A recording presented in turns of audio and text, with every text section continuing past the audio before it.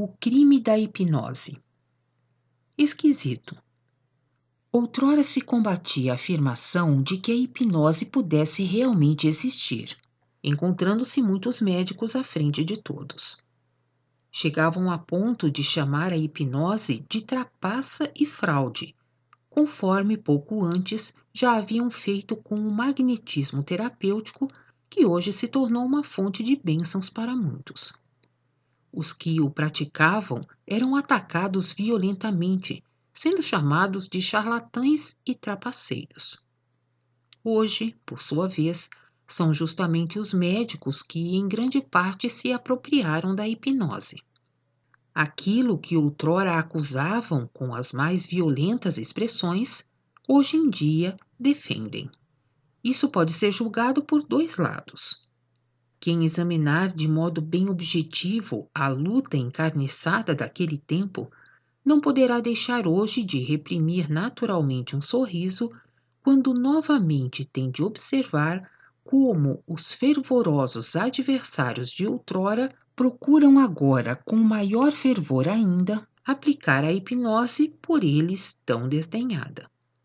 De outro lado, tem de ser reconhecido, por sua vez, que tal reviravolta grotesca ainda assim merece apreço. Necessária é certa coragem para se expor ao perigo do ridículo, que justamente nesse caso está bem próximo.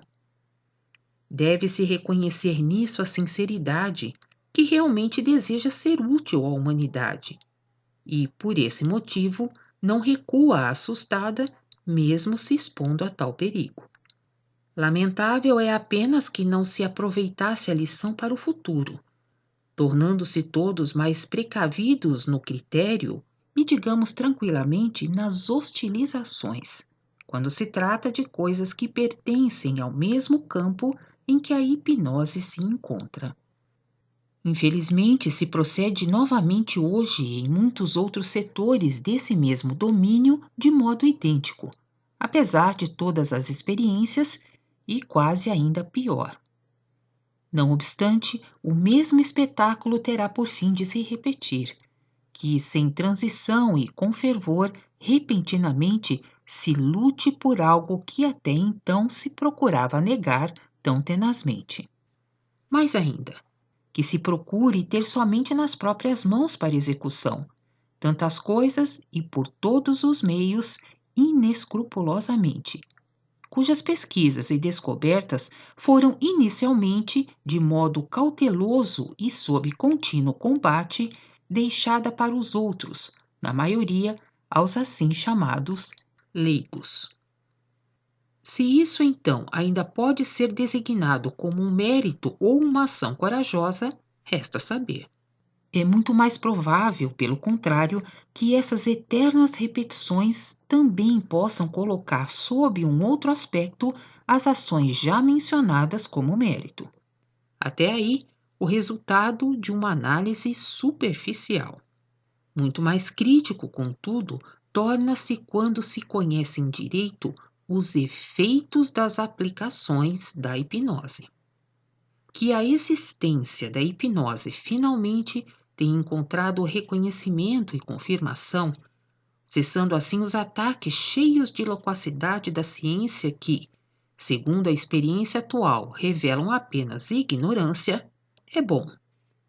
Mas que com isso, sob a proteção favorecedora dos adversários de até então, que se tornaram repentinamente cientes, também as aplicações tenham encontrado tão ampla propagação.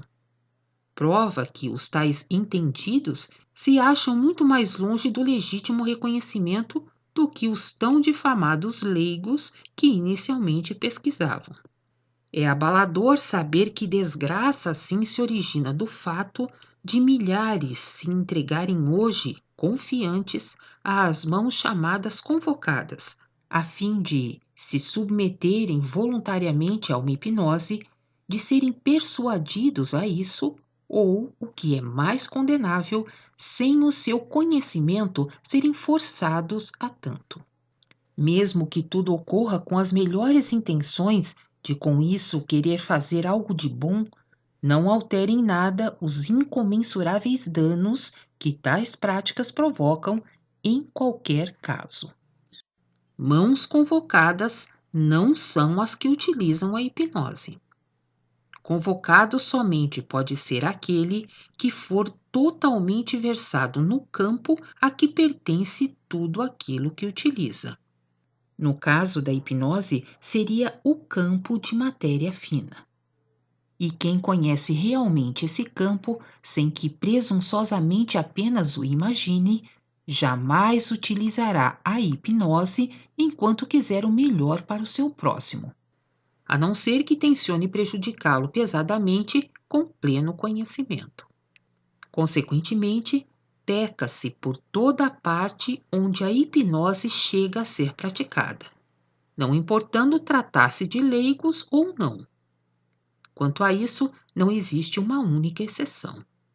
Mesmo que se procure com a maior singeleza pensar somente dentro da lógica, chegar-se-á à conclusão de que, na realidade, se trata de ilimitada leviandade agir com algo cujo alcance só pode ser abrangido nos mais restritos degraus, sendo desconhecidos ainda os seus derradeiros efeitos.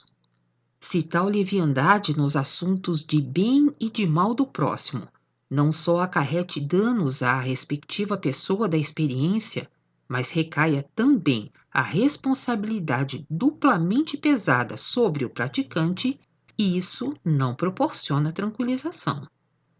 Seria melhor que as pessoas não se entregassem tão confiantemente ao que elas mesmas não conhecem a fundo.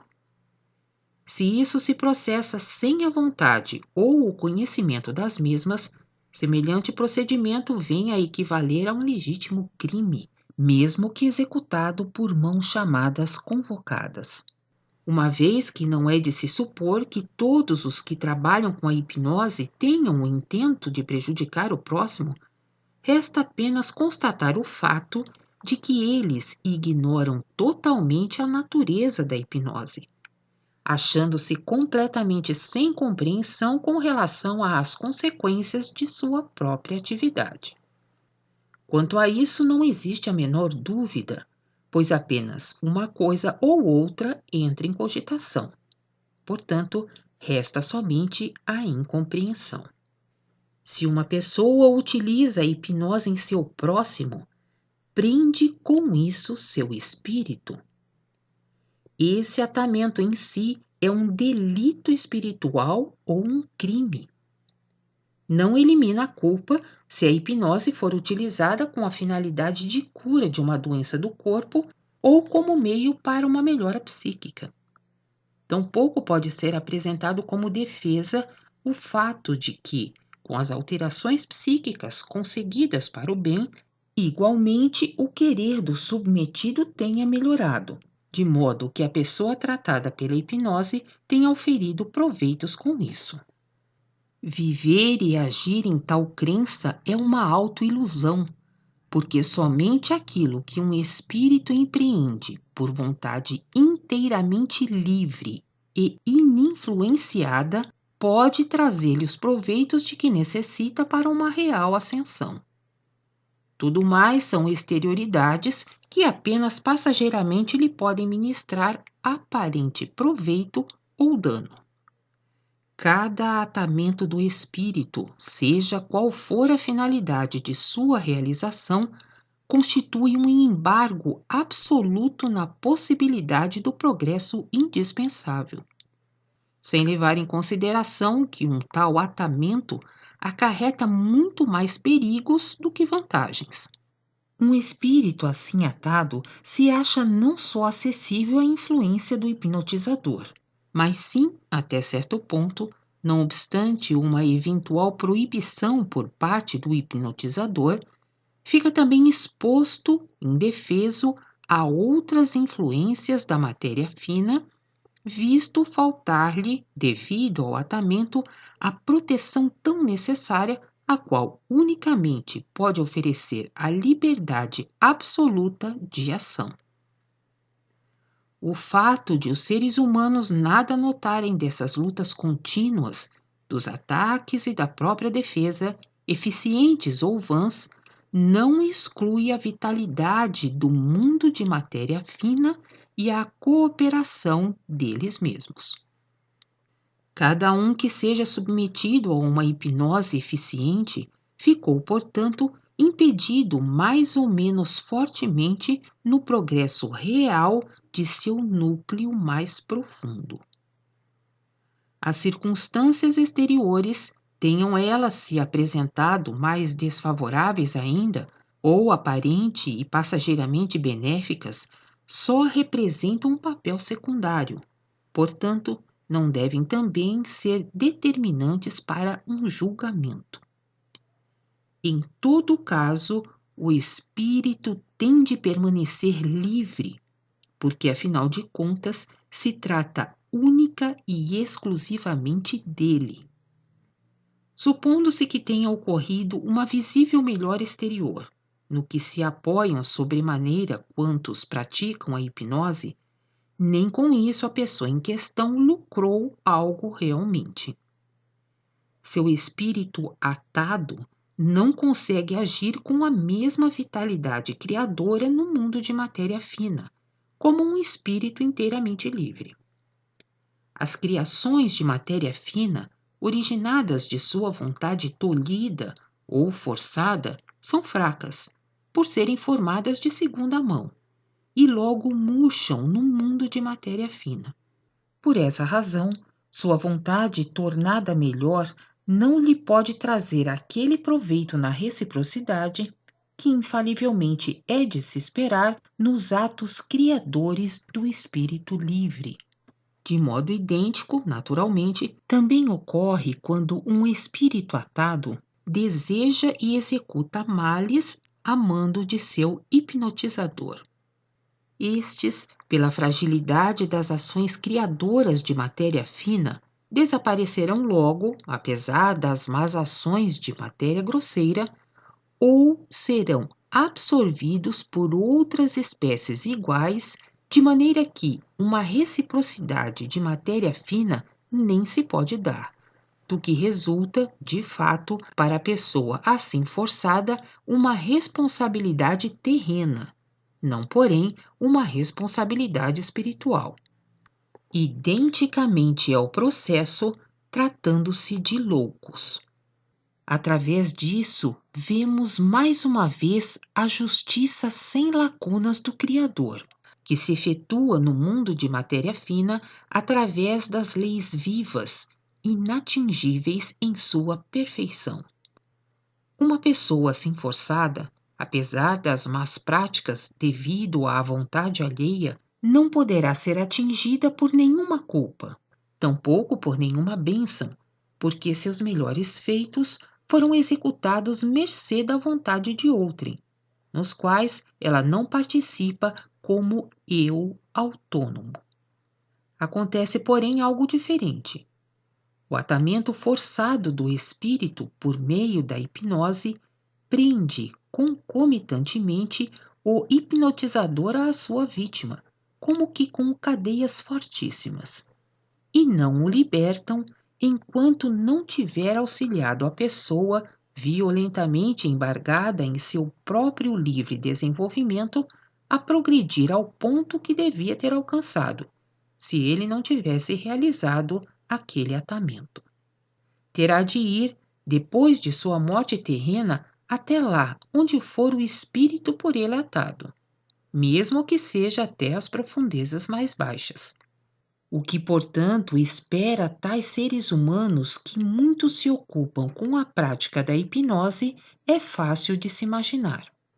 Quando, despertando após a morte terrena, chegam à lucidez, verificarão aterrorizados quantos atamentos os prendem a pessoas já falecidas anteriormente, bem como a outras que ainda peregrinam na terra. Nenhum deles lhes poderá ser perdoado. Elo por elo, o ser humano terá de desfazer, mesmo que com isso perca até milênios. É provável, porém, que com isso não mais possa chegar completamente até o fim, mas sim seja arrastado à decomposição que destrói a sua personalidade, o próprio eu, pois pecou gravemente contra o Espírito.